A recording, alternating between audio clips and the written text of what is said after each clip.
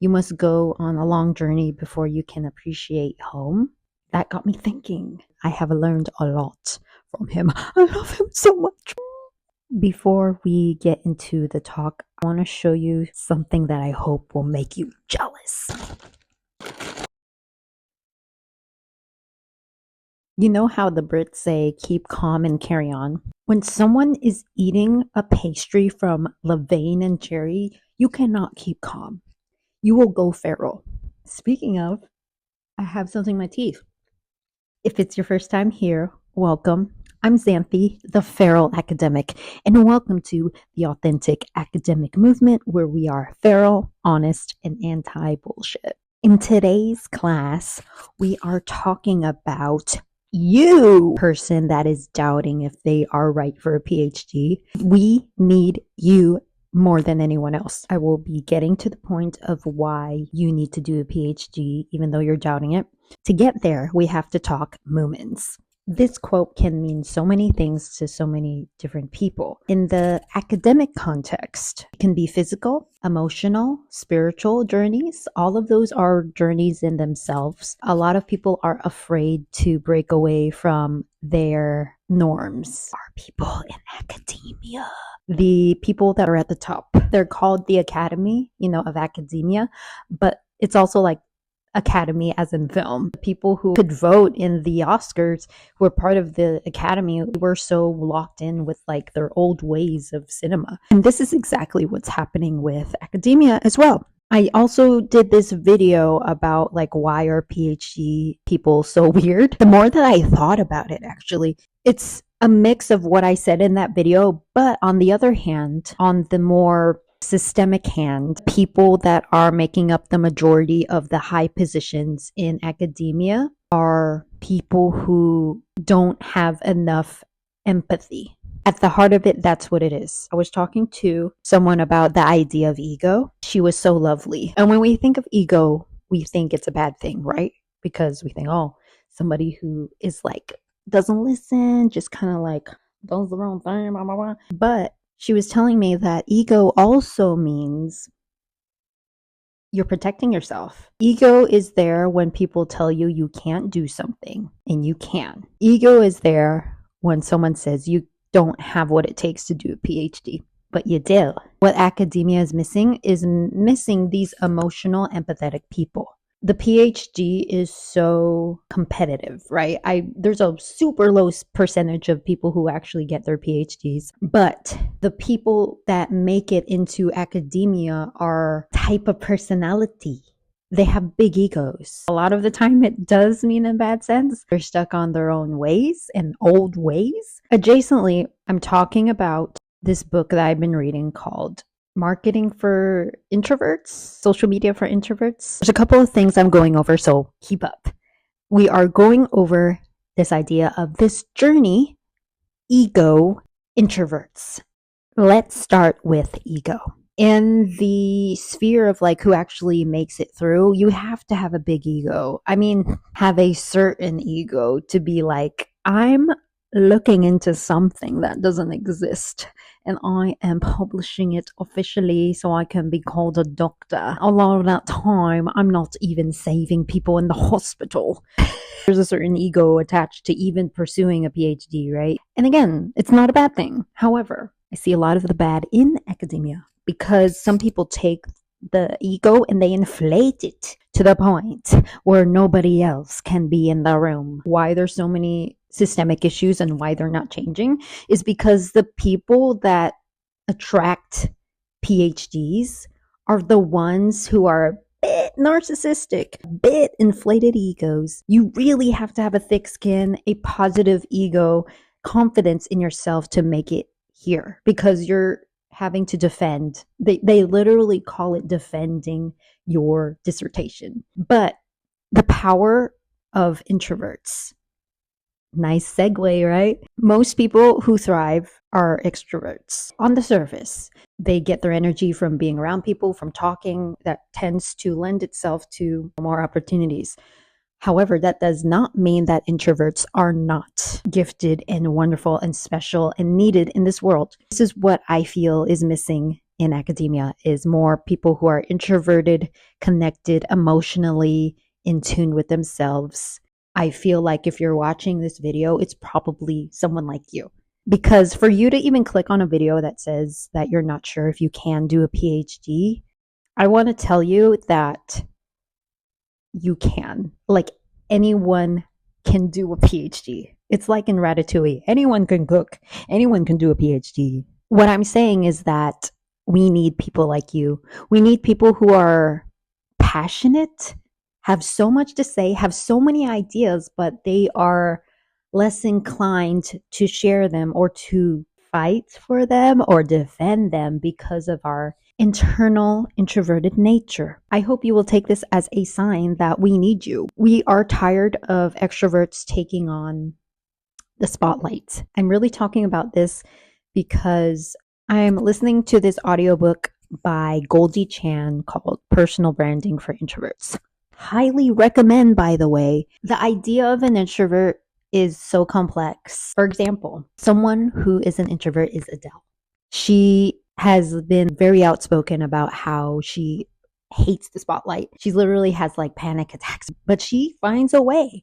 We're going to talk more specifically about if you are doubting if you can pursue a PhD. Are you shy? Maybe. You can be shy as an introvert or not shy as an introvert. The thing is, what is it that you feel like you cannot do a PhD? So if I talk about my story, I have never in my life had ever thought about doing a PhD. I mean, I've always loved education. I've been obsessed with education. I mean, I hated high school. Do not even consider that. They say it's the best years of your life. And I'm like, whose lives? Whose? But I loved like what I learned in film school, art school, and then it just kind of chose me. The PhD chose me. I never thought I could do it. I found it so intimidating, mostly because of the idea of like the writing. It's like when I think of someone with a PhD, I just think of like a stereotypical image, a very serious person that is sitting in an office with glasses and a blazer that's a bit too large for their figure. It's like we create this stereotype and this huge idea of what a PhD person looks like and what it represents. But that doesn't mean that you have to fit that idea. The biggest thing I find lacking in academia is that they try to conform people to what academia is. Let's go back to the journey discussion. You have to travel to realize like what home is. This journey of like discovering who you are, bringing that into what you do. I keep speaking in metaphorical terms, so I am going to use myself. And I don't mean to use myself as an example of like, this is the standard. I know myself the most out of anyone else. So I come from an extremely creative background, and now I'm in a very serious institution. I always try to find ways of like still being myself. The way I'm dressing, the way I do my makeup. I used to have pink and green hair, these things that you wouldn't typically connect with academia. Even with this vlog is a whole thing about me trying to share and break the norms of what academia discussions are like. That's me. I research horror. And a lot of people were shocked because they were like, oh my God, you can research horror. You can be a doctor of horror. You can be a doctor of anything, of literally any subject. In your case, how do you pursue this thing and bring your heart and soul and energy into it? Because that is what academia is lacking. I feel like when people apply and go into it, they're kind of like, I'm studying this thing, but I'm going to mold it to fit through this university.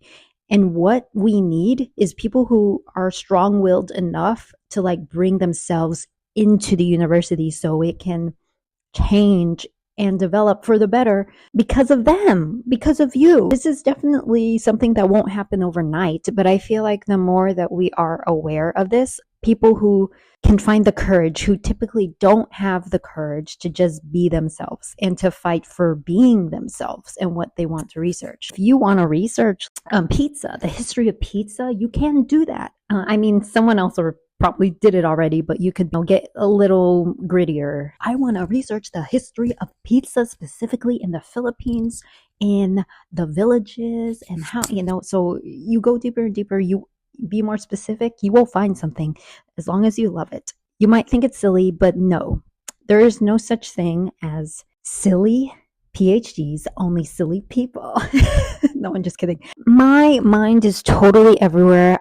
I blame the croissant. It was too good and it rattled my brain. But let's just recap. If you are feeling like you are curious about a PhD and you want to do it, but you feel like, I think that's me, I don't think I can do it.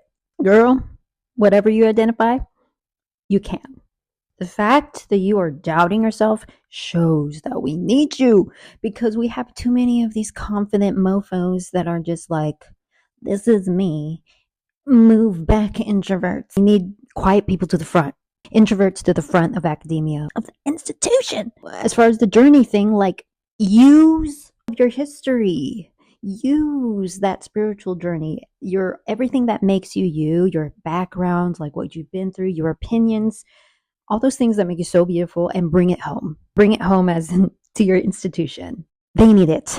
They're constantly just stuck in their own ways, and we need people that will bring some uniqueness into the system and will fight for change. And then the last thing is build up that ego, my friend. And I know you're the type of person that's like, I'm so humble, I don't need to announce this. Did a thing that I'm really proud of, but I shouldn't be proud of it. No, friend. Even if you're part of Scandinavia and you have that law of xanthe, you need to build up your ego in a positive way. Remember, we talked about this at the beginning of the video. Because academia is so inflated with narcissistic egos that we need the kind egos to come in and be like, hey, you're not the only balloon here.